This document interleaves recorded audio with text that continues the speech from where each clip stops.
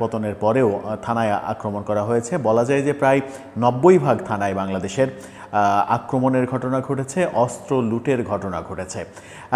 কি পরিমাণ অস্ত্র লুট হয়েছে সেটা সরকারের তরফ থেকে এক ধরনের পরিসংখ্যান দিলেও বিশ্লেষকরা ধারণা করছেন যে তার চাইতে অনেক বেশি অস্ত্র লুট হয়েছে। সরকারি পরিসংখ্যানে স্পষ্ট সংখ্যাটা সামনে আসেনি, কিন্তু এখন পর্যন্ত বহু অস্ত্র উদ্ধার করা সম্ভব হয়নি, যেগুলো ব্যক্তি পর্যায়ে চলে গেছে, ব্যক্তি পর্যায়ে ব্যবহৃত হচ্ছে।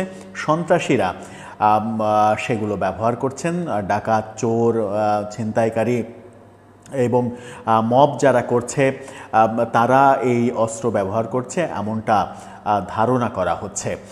জুলাই আন্দোলনের সময় কতগুলো থানায় আক্রমণ করা হয়েছিল, কতগুলো অস্ত্র লুট করা হয়েছিল, শেষ পর্যন্ত কতগুলো অস্ত্র উদ্ধার করা গেল, সেই অস্ত্রগুলো কেন, বাকি অস্ত্রগুলো কেন উদ্ধার করা গেল না, সেই অস্ত্রগুলো এখন কোথায়, সেগুলো যদি পাবলিকের হাতেই থাকে তাহলে যে নৈরাজ্য সৃষ্টি হয়েছে দেশে, সেই নৈরাজ্য রোধ করবে কিভাবে সরকার, সেই আলোচনা করার চেষ্টা করব এই ভিডিওতে। থাকবেন পলিটিক্স টিভির নিয়মিত আয়োজনে।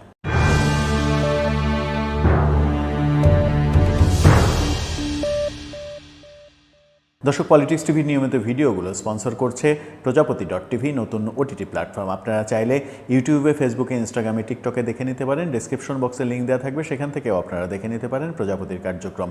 চলে যাচ্ছি মূল ভিডিওতে। বলছিলাম জুলাই আন্দোলনের সময় বাংলাদেশের অধিকাংশ থানা আক্রমণের শিকার হয়েছিল এবং আন্দোলনের সময় এবং আন্দোলনের পরে পুলিশের ওপরে যে রাগ, সেই রাগের বহিঃপ্রকাশ ঘটানো হয়েছিল এবং থানা আক্রমণ, পুলিশ হত্যাকাণ্ড, এগুলো তো আমরা জানি। যদিও এখন পর্যন্ত পুলিশ হত্যাকাণ্ডের স্বীকৃতি সরকারি পর্যায়ে দেয়া হয়নি, বেসরকারি এবং আন্তর্জাতিক পর্যায়ে থেকে বিভিন্নভাবে এই সংখ্যা বিভিন্নজন বলার চেষ্টা করেন। কেউ বলার চেষ্টা করেন 3000-এর বেশি, কেউ 3200 সামথিং এরকম বলার চেষ্টা করেন, কিন্তু সরকারি পর্যায়ে থেকে এর সত্যতা এখন পর্যন্ত প্রকাশ করা হয়নি। যেহেতু সরকারি পর্যায়ে থেকে বলা হয়নি, সেহেতু ব্যাপারগুলো, ঘটনাগুলোর অথেন্টিক যে ব্যাপার থাকে সেটা প্রকাশ পায় না। সরকার আদতেও এই পরিসংখ্যানটা জানাবে কিনা সেটাও একটা বড় বিষয়। সেই সময় থানা লুটের ঘটনা হয়েছিল, অস্ত্র লুটের ঘটনা হয়েছিল। বাংলাদেশ প্রতিদিন এটা নিয়ে একটা ইনভেস্টিগেশন রিপোর্ট করেছে। সেই রিপোর্টের শিরোনাম তারা দিয়েছে, শিরোনামটা দেখে নিতে পারেন যে 5753টি অস্ত্র লুট করা হয়েছিল পুলিশের অস্ত্র অপরাধীদের হাতে।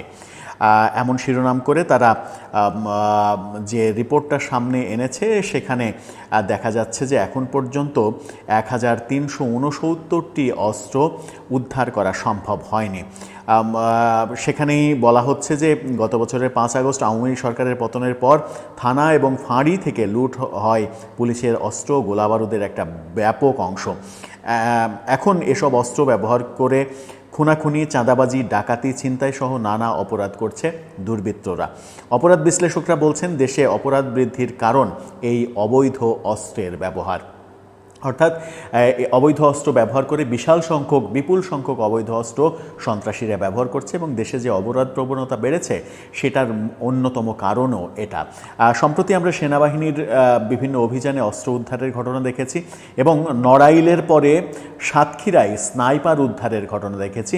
যে স্নাইপার নিয়ে জুলাই আন্দোলনে কারা গুলি করেছিল, কারা স্নাইপার ব্যবহার করেছিল, সেটা নিয়ে যথেষ্ট বিতর্ক রয়েছে। এই আন্দোলনে যে 834 জনের শহীদ হওয়ার তালিকা সরকার গেজেট আকারে প্রকাশ করেছে, সেখানে 7.62 কিংবা 7.2 এই গুলিগুলোর অস্তিত্ব পাওয়া গেছে। এর আগের স্বরাষ্ট্র উপদেষ্টা শাখাওয়াত হোসেন, ব্রিগেডিয়ার শাখাওয়াত হোসেন, তিনি এই ব্যাপারগুলো বলতে গিয়ে তার স্বরাষ্ট্র মন্ত্রণালয়ের দায়িত্ব পর্যন্ত হারিয়ে ফেলেছিলেন। সুতরাং এই সেন্সিটিভ বিষয়ে সরকারের পক্ষ থেকে কেউ কিছু বলছে না, কিন্তু তদন্তে এখন পর্যন্ত উঠেও আসেনি কিংবা তদন্ত করার ব্যবস্থাও করা হচ্ছে না যে আদতে ওই সময়ে বেসরকারি পর্যায়ে, ব্যক্তি পর্যায়ে এই রাইফেল, স্নাইপার এগুলো ব্যবহার কারা করেছিল। তাদেরকে খুঁজে বের করা উচিত এবং তাদেরকে আইনের আওতায় আনা উচিত, এমনটাও বলা হচ্ছে। সেনাবাহিনীর অভিযানে 2টি স্নাইপার উদ্ধারের আমরা ঘটনা দেখেছি, বিপুল অস্ত্র উদ্ধারের ঘটনাও দেখেছি, কিন্তু শেষ পর্যন্ত লুট হওয়া পুলিশের অস্ত্র দিয়ে যখন অপরাধ বাড়ছে, বিশেষ করে রাজনৈতিক আধিপত্য বিস্তার ও মাদক কারবারে অবৈধ অস্ত্র বেশি ব্যবহৃত হচ্ছে, সেই সময় পুলিশ সদর দপ্তর যেটা বলছে সেটা হচ্ছে যে গত বছরের ৫ আগস্ট আওয়ামী লীগ সরকারের পতন হলে দেশের ৬৬৪টির মধ্যে ৪৬০টি থানায় হামলা করা হয়, ভাঙচুর করা হয়, অগ্নিসংযোগ এবং লুটপাট করা হয়। ১১৪টি ফাঁড়িতেও লুটপাট চালায় দুর্বৃত্তরা। অবশ্য পুলিশের হেডকোয়ার্টার থেকে এই তথ্য বলা হয়নি যে কতজন পুলিশকে হত্যা করা হয়েছিল।